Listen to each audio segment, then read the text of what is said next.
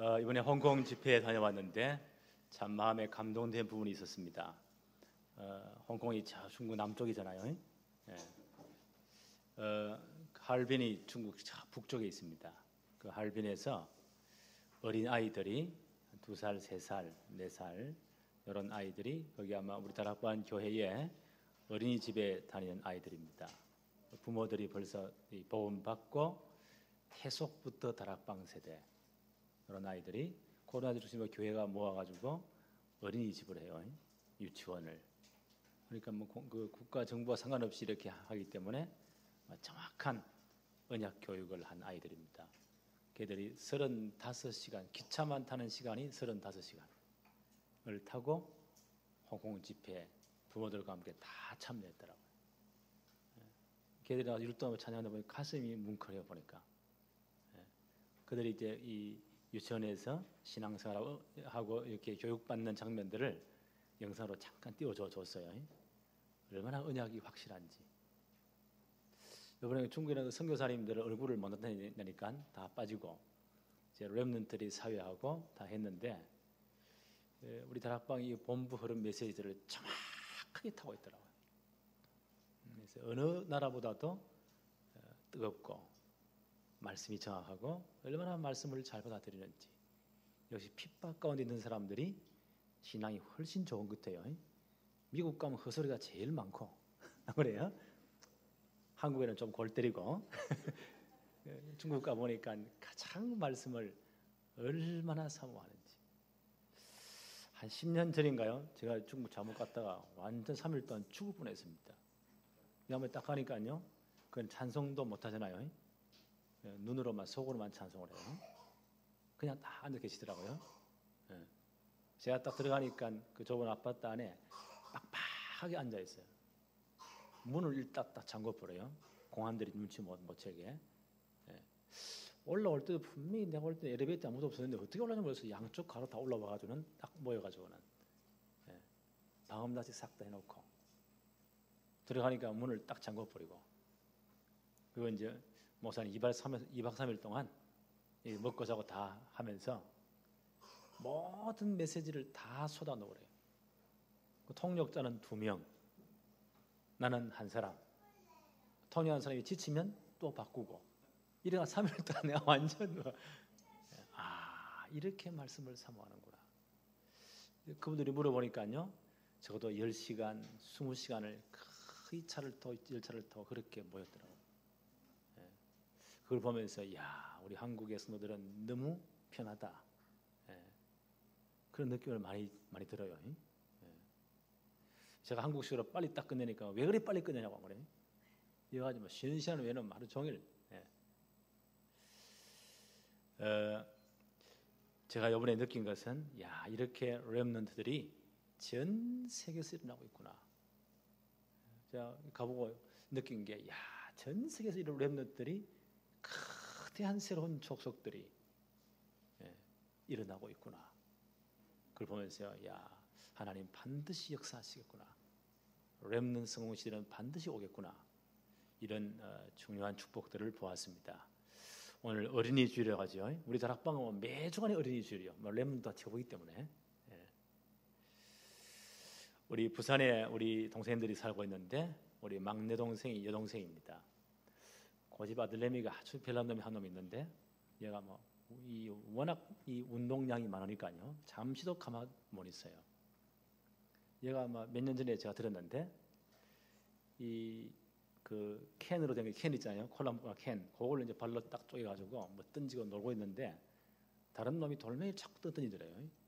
이놈 열받쳐가지고 그걸 가지고 워낙 이 몸이 잡사니까 샥 던졌는데 이게 딱 날라가지고 그 아이가 스쳐는 여기를 딱 찢어지고 지나갔어요.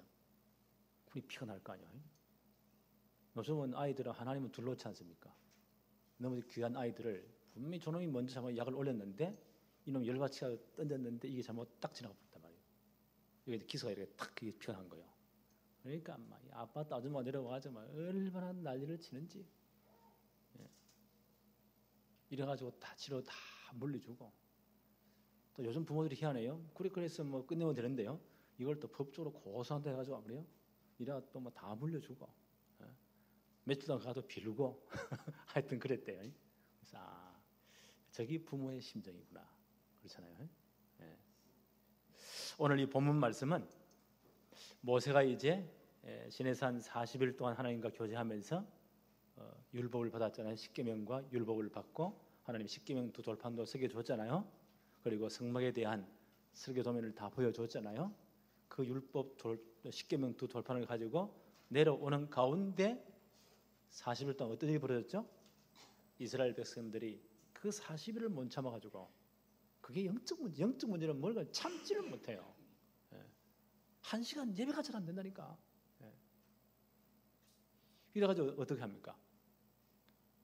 금송아지 우상을 만들어 놓고요, 여기 절을 하잖아요. 모세가 얼마나 열받쳤든지 그 돌판을 산아래 던져가 다 깨버렸잖아요. 오늘 하나님 뭐라고 말씀하십니까? 다시 돌판을 서서 네가 다듬어서 오너라. 34장 1절 볼까요? 여호와께서 모세에게 이르시되 너는 돌판 둘을 처음 것과 같이 다듬어 만들라. 내가 깨뜨린 처음 판에 있던 말을 내가 그 판에 서리라. 2절에 보니까 아침까지 준비하고 아침에 시내산에 올라와 산 꼭대기에서 내게 보여라. 모세는 열받치 가지고 화가 나 가지고 돌판을 깨뜨려 버리고, 하나님은 따라다니면서 이를 수습하시고. 이런 수준이 아닙니다. 이래 보면 큰일 나요. 여기는 하나님의 중요한 계획이 있습니다. 이 십계명 두 돌판을 하나님이 다시 주시는 것은 그리스도와 복음을 절대로 놓치지 말라고. 다시 깎아서 올라오너라. 내가 다시 그를 서줄 것이다. 그렇다면 첫 번째, 우리 율법의 대표가 뭡니까? 십계명이죠. 십계명을 주신 목적이 무엇인가? 우리 다시 한 번 더 확인해야 되겠습니다. 십계명, 율법을 주신 목적이 무엇인가?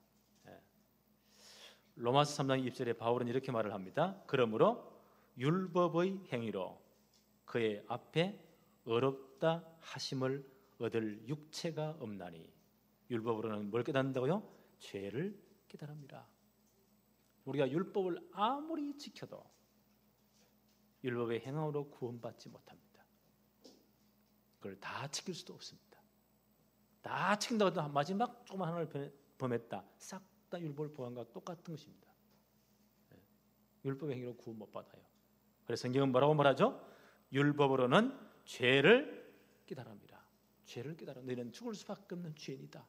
창세기 3장 저주에 갇혀 있는 죄인들이다. 이걸 깨닫는 율법의 기능입니다. 그럼 여기서 죽으란 말입니까? 또 율법의 기능이 나오죠. 갈라디아서 3장 24절에 이같이 율법이 우리를 누구에게로요? 그리스도께로 인도하는 초등교사가 되어 우리로 하여금 믿음으로 어렵다 함을 얻게 하려 함이라. 율법의 중요한 기능 두 번째입니다. 첫째가 뭐라고요? 죄를 깨닫게 하는 것. 너희는 죽을 수밖에 없는 죄인이다. 그 죄 아래 죽으란 말입니까? 두 번째 기능이 뭐예요? 율법 아래 있으면 절대로 안 되니까 모든 문제 해결자이신, 죄와 사망에서 해방되는 유일한 길이신 그리스도에게로 인도하는 뭐가 됐다고요? 초등교사. 옛날 성경은 몽학 선생 그랬죠. 초등교사가 되어서 우리를 하여금 믿음으로 어렵다 함을 얻게 하려 함이라. 율법의 중요한 두 번째 기능입니다. 그리스도로 인도합니다. 복음으로 인도합니다. 그래서 예수 그리스도를 믿음으로 구원받는다. 이 사실을 계속 강조하는 게 율법입니다. 그래서 율법은 선한 것입니다. 그렇죠? 하나님 우리의 유익을 위해서 준 것입니다. 그렇다면 율법의 기본 정신, 율법의 정신, 우리가 법을 만들 때는요, 그 법의 기본 정신이 있거든요. 내 부모를 정말 공경하고 정말 사랑해라. 그것이 법의 정신입니다. 홀에 안 한 놈이 있단 말이에요. 그래서 형법에 부모를 때리거나 부모에 대해서 여러 가지 불을 하거나 갖다 내버리거나 이런 놈이 있거든. 이렇게 벌을 줘라. 그렇게 법을 명시한 겁니다. 그게 목적이 아니고 원래 정신은 뭡니까? 부모를 정말 사랑하고 공경해라. 그게 법의 정신입니다. 율법의 정신, 율법의 진정한 목적, 근본 정신이 뭐냐? 그거를 좀 알아야 되겠어요. 어느 날 예수님께 율법사, 율법 선생님이 와서 아주 묘한 질문을 합니다. 그런 질문 있잖아요. 요래 대답하면 여기 걸려, 요래 대답하면 여기 걸리는 그런 못된 질문들이 있잖아요. 요 질문을 합니다. 한 율법사가 와가지고 마태복음 22장 35절 36절에 그 중의 한 율법사가 예수를 시험하여 묻되 아주 묘한 질문을 하죠. 선생님, 율법 중에서 어느 계명이 큽니까? 이 말은 구체적으로 말하면요, 10계명 가운데 어느 계명이 큽니까? 그럼 예수님이 1계명이 크다 이러면요, 그럼 2계명은 안 큽니까? 요래 시비 닦으려고 이런 못된 것들이 있습니다. 예수님이 그 마음 다 아시잖아요. 거기에 질문을 안 하시고 율법의 근본 정신, 하나님이 율법을 주신 목적, 그걸 지금 말씀하십니다. 마태복음 22장 37절 38절에 예수께서 이르시되 내 마음을 다하고 목숨을 다하고 뜻을 다하여 주 너의 하나님을 사랑하라 하셨으니 이것이 크고 첫째 되는 계명이다. 10계명은 뭐라고요? 하나님 나라의 헌법과도 같은 것입니다. 기본 중요한 법이거든요. 그 10계명의 1계명부터 4계명까지는 그 정신이 뭐라고요? 하나님을 사랑하라.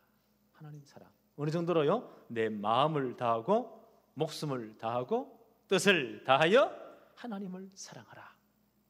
여기에 크고 첫째 되는 계명이다. 1계명부터 4계명까지입니다. 왜 이렇게 사랑해야 됩니까? 하나님이 먼저 우리를 사랑했잖아요. 우리가 아직 죄인 되었을 때에 우리를 구원하기 위해서 누구를 보냈다고요? 하나밖에 없는 외아들, 독생자를 보내셨다. 전부 다를 내놓으신 겁니다. 우리 죄를 사하고 구원할 방법이 그 아들을 십자가에 우리 대신 죄를 정죄해 죽이는 겁니다. 십자가에 내어주었잖아요. 하나님이 이처럼 우리를 사랑하셨다. 더 어떻게 사랑하란 말이에요. 그래서 그 아들을 믿는 자, 독생자를 믿는 자는 멸망치 않고 영생을 얻게 하려 합니다. 이게 하나님 사랑입니다. 이 사랑을 받았으니까 우리는 하나님을 어떻게 사랑해야 돼요? 마음을 다하고 목숨을 다하고 뜻을 다하여 하나님을 사랑하는 것이 마땅한 것입니다. 나는 주를 지키고 그런 수준이 아니고 요만큼만 사랑하면 돼요. 이런 사람이 우상숭배할 수 없잖아요. 어떻게 하나님 이런 망대 이렇게 했어요? 그렇죠? 이런 사람은 정말 주일날 예배에 집중하겠죠. 이게 율법의 근본 정신입니다. 1계명, 4계명의 근본 정신이 뭐라고요? 하나님 사랑. 어느 정도로요? 마음을 다하고 뜻을 다하고 목숨을 다해서. 그러면 1계명, 4계명 다 지킨 겁니다.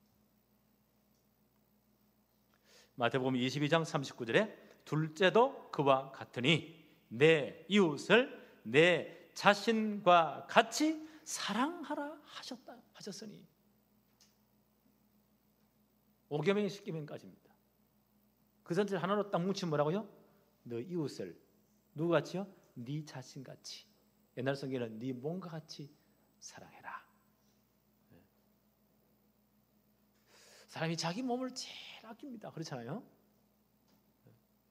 다른 사람 암 걸리가 죽어가는 것보다 내 감기 걸리는 게 더 그게 더 답답해. 그렇잖아요? 자기를 제일 아낍니다. 그래서 네 이웃을 네 영혼 몸과 같이 사랑해라, 아껴라 그 말이에요. 가장 가까운 이웃이 누굴까요? 부모와 자녀, 형제지간 친족들입니다. 그래서 진짜 내 몸같이 사랑하는 부모님을 내 몸같이 사랑한다. 거기에 모든 답이 다 나오는 겁니다. 진짜 이웃을 사랑하면요, 어떻게 거짓말을 하겠어요? 도둑질하겠어요? 그렇지? 어떻게 살인하겠어요? 거짓점 가겠어요? 5계명에서 10계명은 다 시킨 겁니다.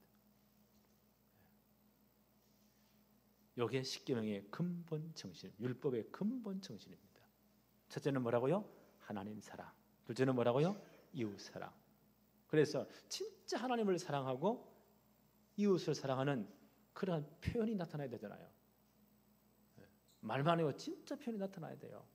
진짜 하나님 사랑하면 하나님 사랑의 대상인 이웃들에게 누구를요? 하나님 사랑을 말할 수밖에 없어요.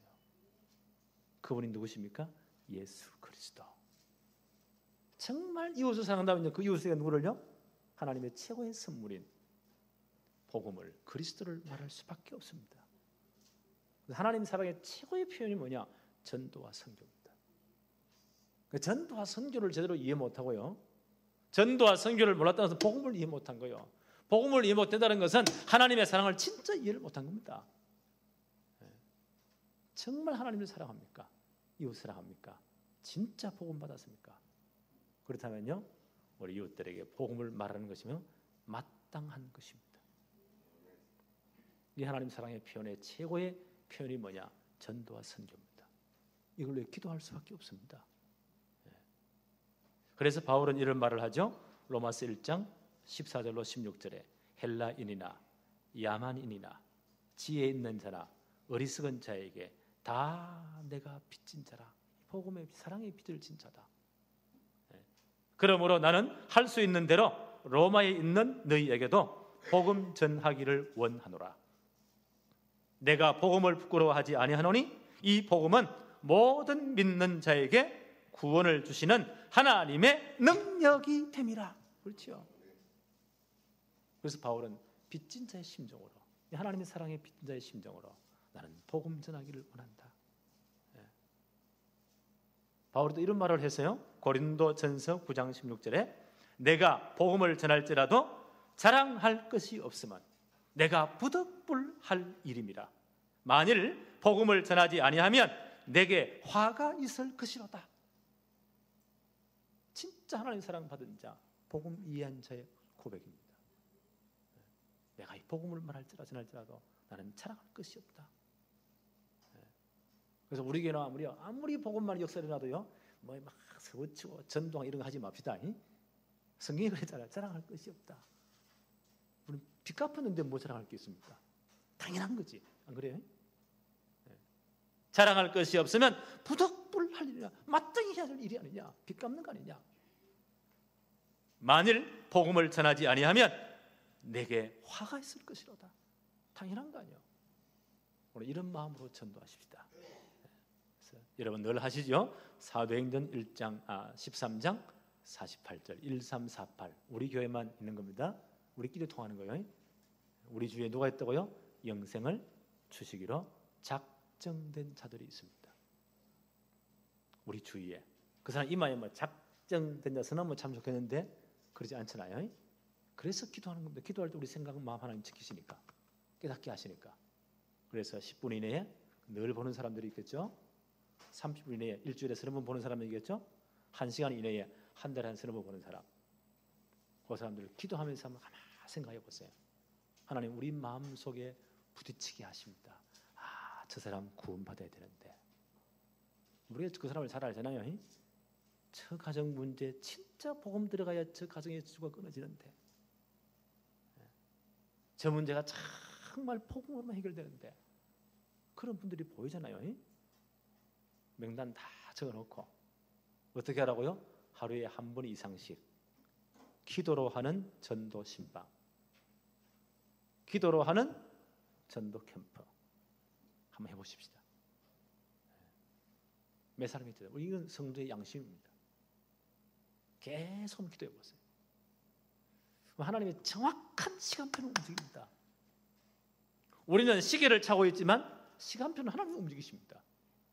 영생을 주시기로 작정된 자는 다 믿더라. 그렇죠? 그 시간표 하나님을 정확하게 만나게 하십니다.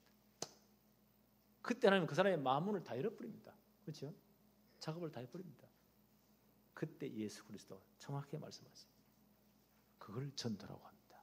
이해하시겠죠? 막 돌아다닐 필요가 없습니다. 진짜 기도하세요. 이렇게 해서 영접한 분을 이제 다락방도 하고 만나면 팀 사역도 하고 교회도 데리고 오고, 그렇죠? 그리고 메시지 가지고 늘 포럼하고 함께 나누고, 이것이 이웃 사랑의 최고의 표현입니다. 하나님 사랑, 이웃 사랑의 표현입니다. 복음 받은 우리의 하나님 사랑을 받은 자의 당연한 것입니다. 그래서 로마서 13장 8절에 바울은 이렇게 말했습니다. 피차 사랑의 빛 외에는 아무에게든지 아무 빛도 지지 말라. 남을 사랑하는 자는 율법을 다 이루느니라. 그래서 진짜 우리 영혼 사랑에서 복음 전한다면요, 율법 다 이룬 겁니다. 우리 교회 이 축복이 임하기를 바랍니다. 오늘 이제 두 번째 십계명 돌판을 깎아서 가지고 올라오라고 하죠. 중요한 영적 교훈이 있습니다. 출애굽기 34장 4절을 봅시다. 모세가 돌판 둘을 처음 것과 같이 깎아 만들고 아침에 일찍이 일어나 그 두 돌판을 손에 들고 여호와의 명대로 시내산에 올라가니. 하나님 말씀대로 이제 깎아서 올라갑니다. 시내산 위에 하나님이 임재하셔서 모세와 대면하시죠. 6절 7절 볼까요?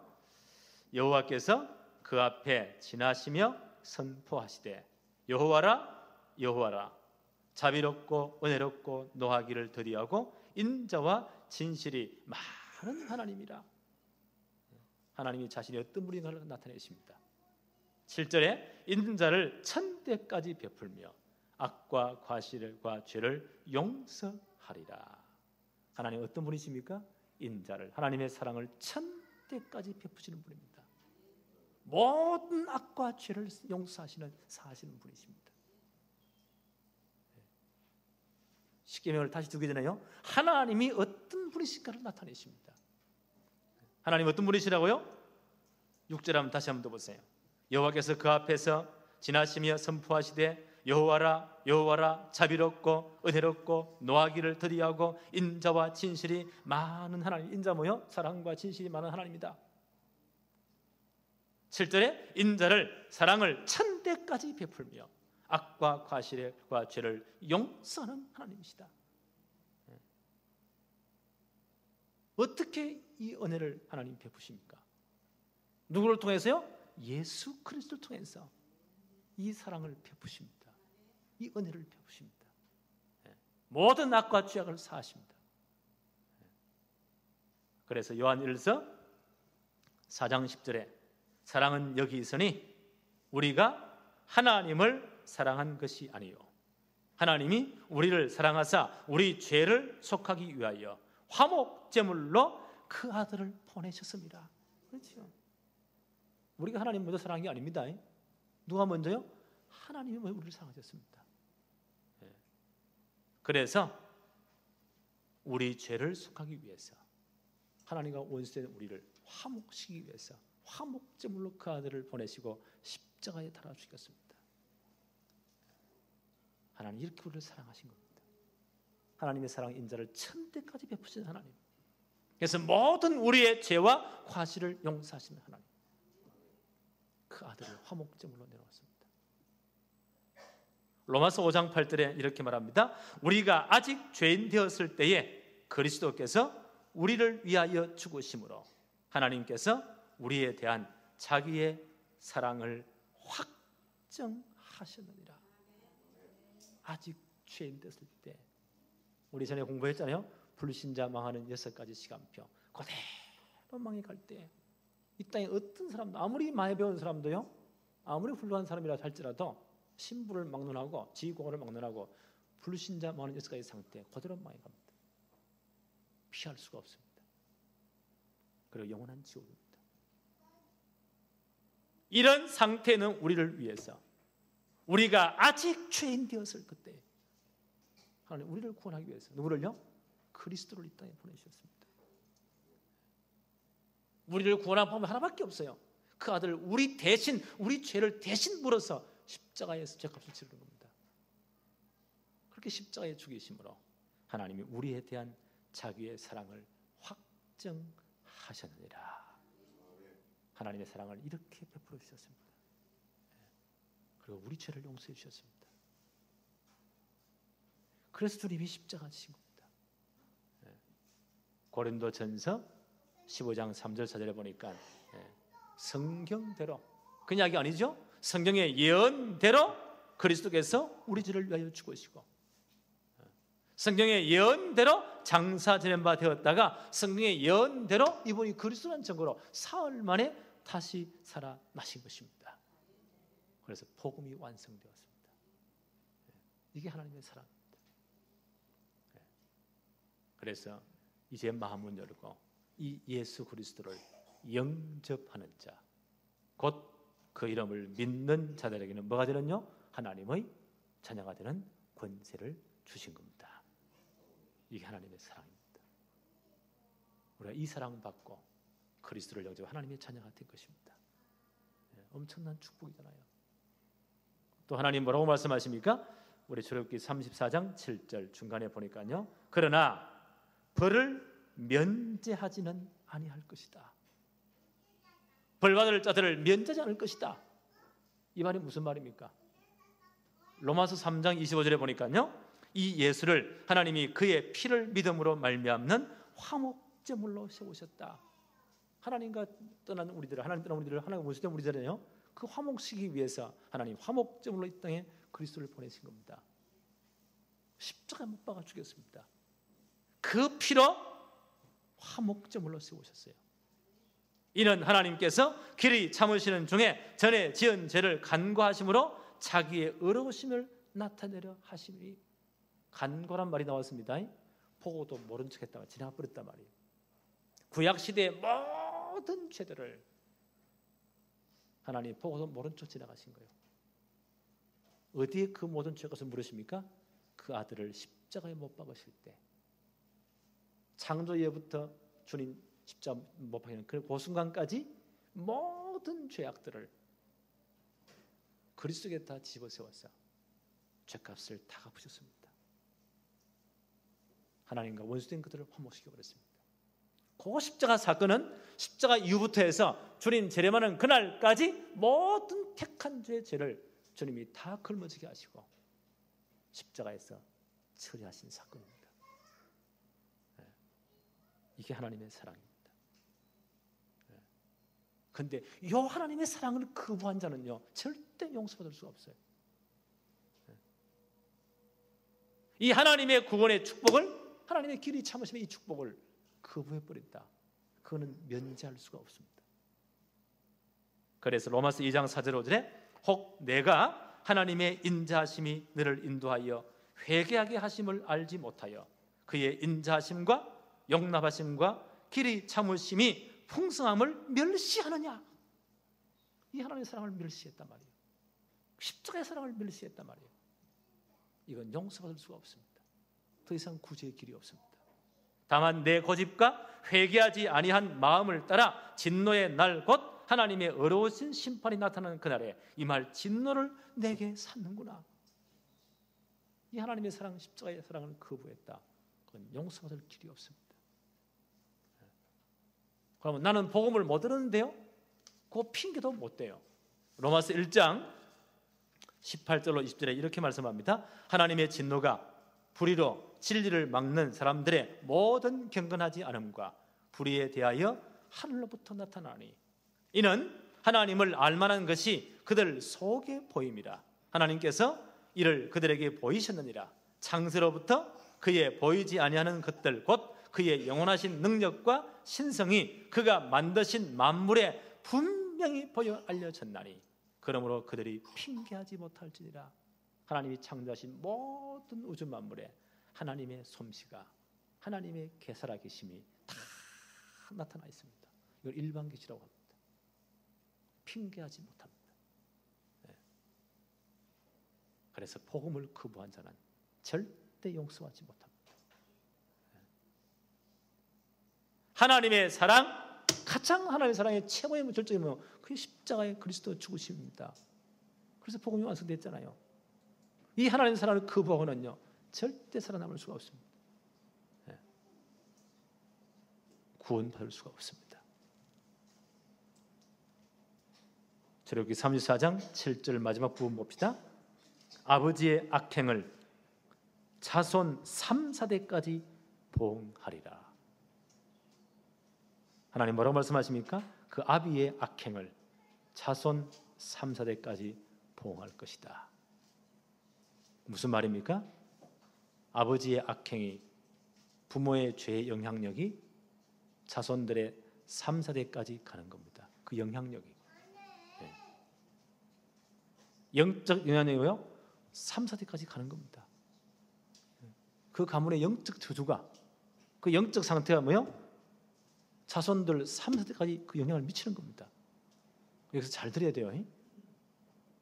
우리가 복음 받았다는 것은요, 이 모든 가문의 영적인 저주들을, 영적 인연들을 다 끝내는 겁니다. 분명히 가문의 영적 흐름이 있습니다. 육신적인 유전 인자로 가지고 전달되지요. 어떤 집에 보세요. 딱 보면 저건 누구 집 아들내미구나. 장 다니엘, 장 목사 아들내미 똑같아. 보니까 왜요? 똑같은 피를 유전 인자한테 전달되잖아요. 저건 누구 집 딸내미구나. 딱 보면 알아요. 육신적으로 이렇게 전달되게 되어 있습니다. 그렇죠? 이건 모습입니다. 영적으로도 마찬가지입니다. 그 가문의 영적 영향력이, 영적인 부모의 상태가 그 자녀들에 반드시 전달된다니까요. 반드시 전달됩니다. 오늘 이걸 잘 봐야 됩니다. 분명히 그렇습니다. 그래서요, 잘 보세요. 역사를 잘 보세요.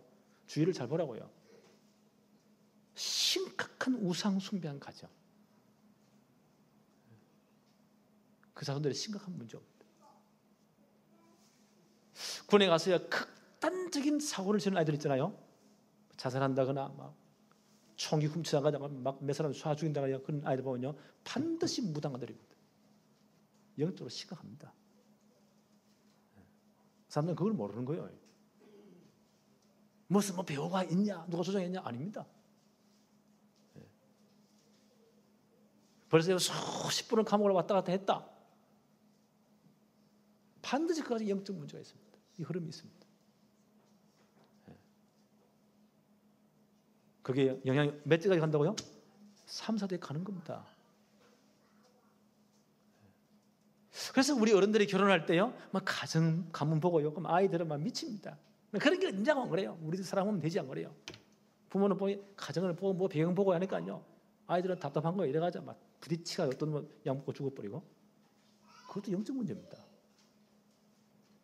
다 일리가 있습니다. 근데 오늘 보세요. 이 모든 가정의 저주와 가정의 영적 문제를요, 다 끊는 길이 있습니다. 이 흐름을 끊는 길이 있다고요. 그게 복음입니다. 여러분 대에 복음 받았다. 여러분 조상 또 내려오는 여러분 가문의 모든 영적 저주를 여러분한테 다 끊어야 돼요. 그렇죠? 그 다음 대로 나타나면 안 됩니다.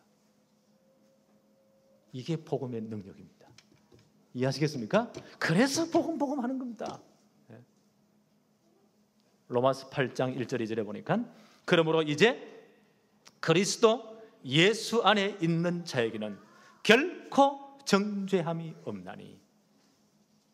영적으로 마찬가지입니다. 영적인 모든 문제 다 끝나는 겁니다.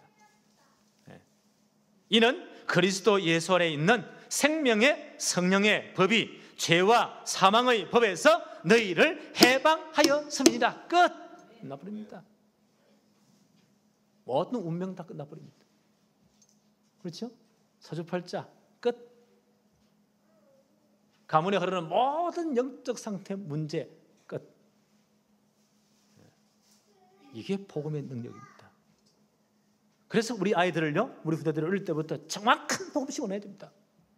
그래 이게 끝나는 겁니다. 우리 다락방 1세대들 정확한 복음 기다려야 돼요. 진짜 기도해야 돼요. 영적 문제 전달되지 않도록, 여기서 다 끝나도록.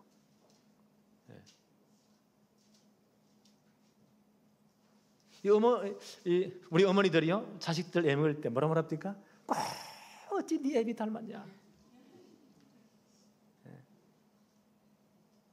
그렇잖아요. 꼭 이 가정, 이 가문의 씨가 꼭 그렇구나. 그러잖아요. 그런 영적 문제입니다. 이거 다 끊어야 돼. 이게 뭐 영양제를 만든다고 됩니까? 요즘 우리 막 건강식품 비타민이 얼마나 발전된지 그것도 다 믿지는 마세요. 참고로 하고. 근데 그게 뭐 영적 문제 끊깁니까? 아니요.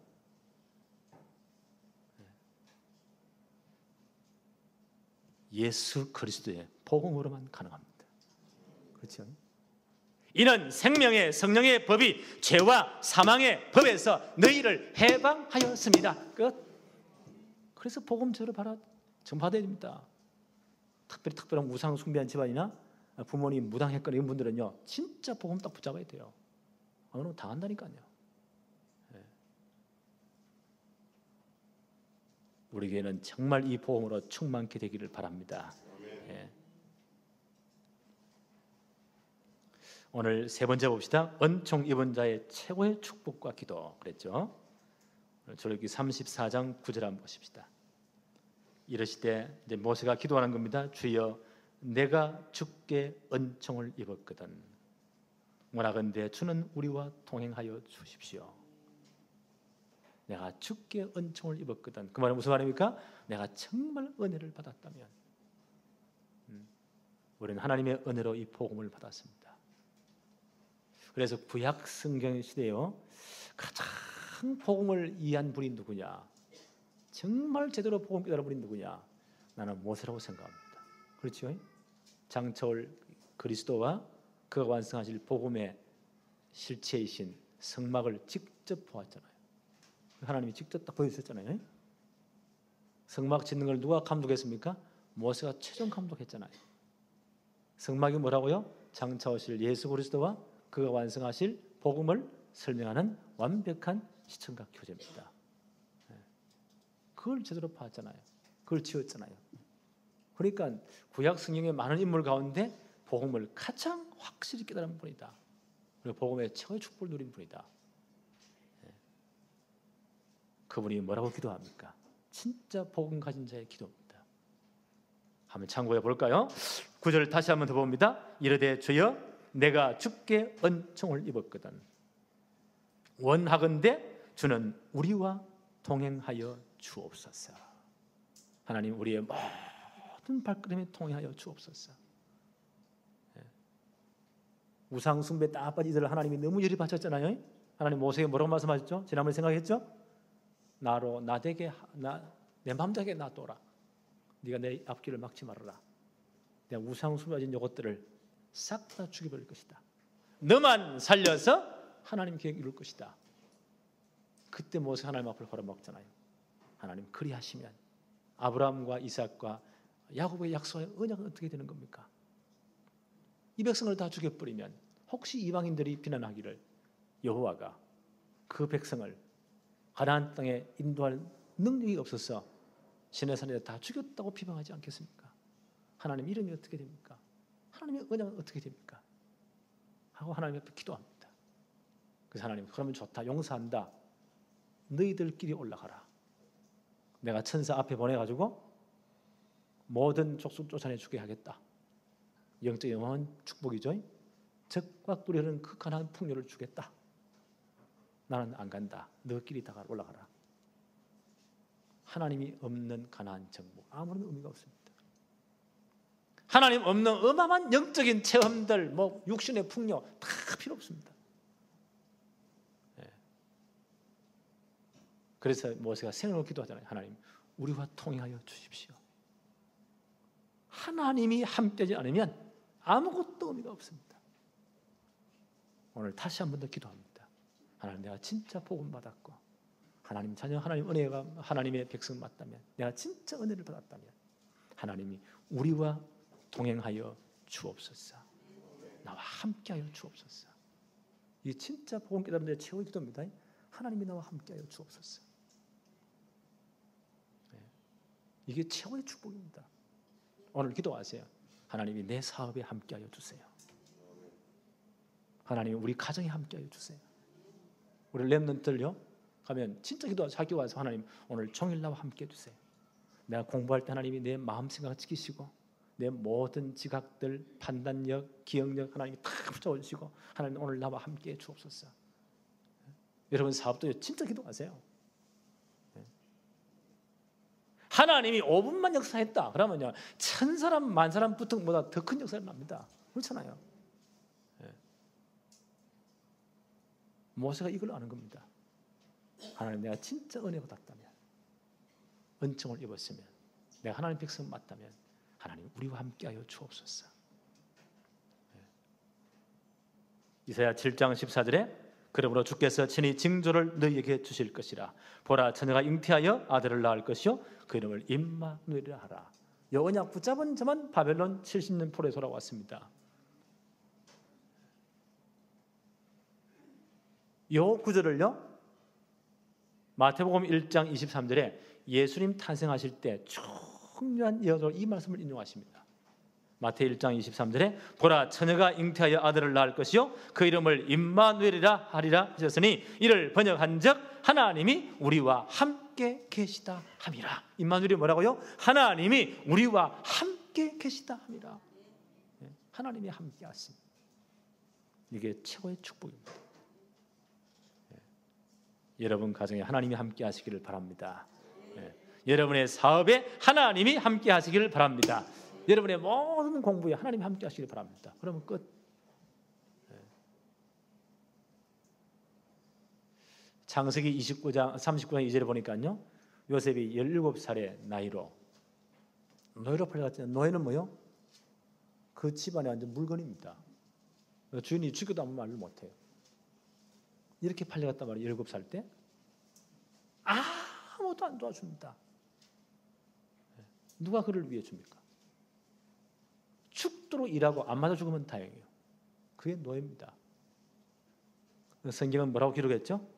그렇게 노예로 팔려갔지만 거기서 요셉이 너무 열받쳐가지고 일하다가 막 죽어버렸다. 그렇게 표현이 안 왔어요.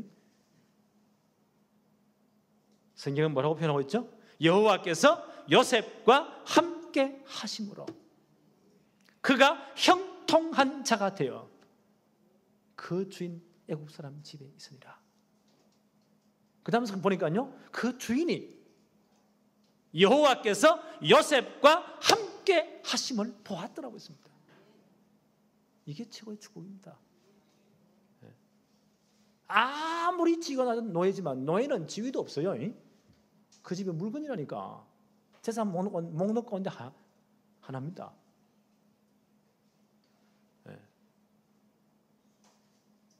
근데 그 자리에서도 보세요. 요셉이 뭘 누렸다고요? 하나님이 함께 하심을 누렸어요. 분명히 다릅니다. 요셉이 하는 일마다 하나님이 역사하십니다. 그걸 형통이라고 합니다. 그 주인이 바보입니까? 애굽 나라의 큰 군대 장관인데 보는 눈이 있잖아요. 다르구나. 저기 하나님이 함께 하시구나.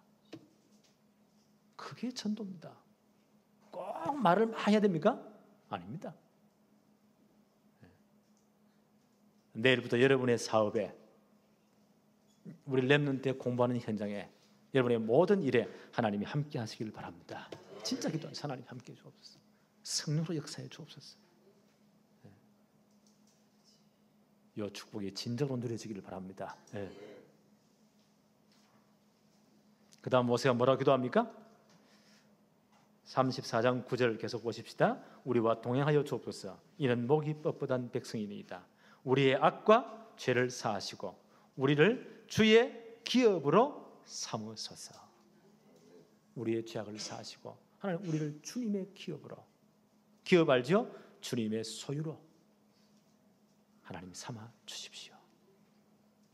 하나님의 소유로 삼아 주십시오. 그러면 책임은 누가 집니까? 하나님이 다 책임져야 돼요. 하나님의 기업, 하나님의 소유니까. 오늘 진짜 기도하세요. 하나님 내 가정을, 우리 자녀까지라도, 내 사업도, 나의 모든 학업도 하나님의 소유로, 하나님의 기업으로 삼으소서. 그럼 책임은 누가 져야 돼요? 하나님이 책임져야 돼요. 우리 장로님 사업의 사장이 누구라고요? 하나님이 사장 되어 주십시오. 모든 경영 다 하십시오. 나는 심부름만 합니다. 망하면 하나님이 쪽팔려요. 큰일 나요. 안 그래요? 우리 전지사님 싱싱 횟집의 사장을 누구라고요? 하나님이 사장 되어 주십시오. 나는 지배인입니다. 하나님이 하십시오.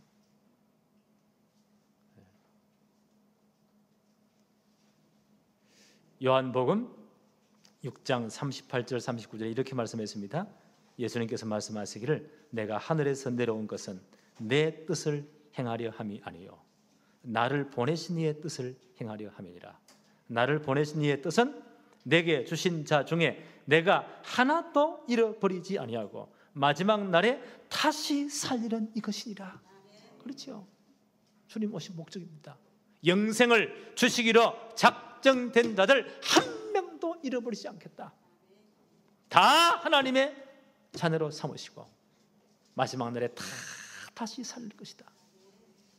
하나님의 소유, 하나님의 기업이 된 사람의 특징입니다. 축복입니다. 절대 망할 수가 없습니다. 이 땅 떠나는 영원한 하나님의 나라입니다. 그렇죠? 우리는 예수 그리스도를 주로 고백함으로 하나님의 백성, 하나님의 자녀, 하나님의 소유가 되었습니다. 우리의 시민권이 어디에 있다고요? 하늘에 있습니다. 빌립보 3장 20절 21절에 그러나 우리의 시민권은 하늘에 있는지라 거기로부터 구원하는 자 곧 주 예수 그리스도를 기다리노니 그는 만물을 자기에게 복종하게 하실 수 있는 자의 역사로 우리 낮은 몸을 자기의 영광의 몸의 형체와 같이 변하게 하시리라. 우리는 하나님의 소유들입니다. 하나님의 기업들입니다. 우리 이름이 어디에 있다고요? 하나님 나라에 저 천국에 생명록에 딱 기록되어 있습니다. 아무도 지울 수 없습니다. 그렇죠? 이 땅 떠난 날 영원한 하늘나라에 우리는 다 가게 되어 있습니다. 이게 하나님의 기업, 하나님의 소유된 백성의 축복입니다. 이 보장을 받고 있습니다. 그렇잖아요? 계시록 22장 5절에 보니까 다시는 밤이 없겠고 등불과 햇빛이 쓸데없으니 이는 주 하나님이 그들에게 빛이심이라. 그들이 세세토록 왕노릇하리로다. 이 보장을 받은 사람들입니다. 이 보장을 받고 이 땅에 어떻게 산다고요? 베드로 사도는 말하여 베드로전서 2장 9절에 보니까 너희는 왕 같은 제사장들이요 그의 소유된 백성이요 거룩한 나라요. 우리는 이 축복을 누리면서 사는 겁니다. 이게 우리의 정체성입니다. 우리는 이미 하늘나라를 보장받은 사람들입니다. 그렇죠? 우리의 이름이 하나님 나라의 생명록에 딱 기록되어 있습니다. 아무도 지울 수 없습니다.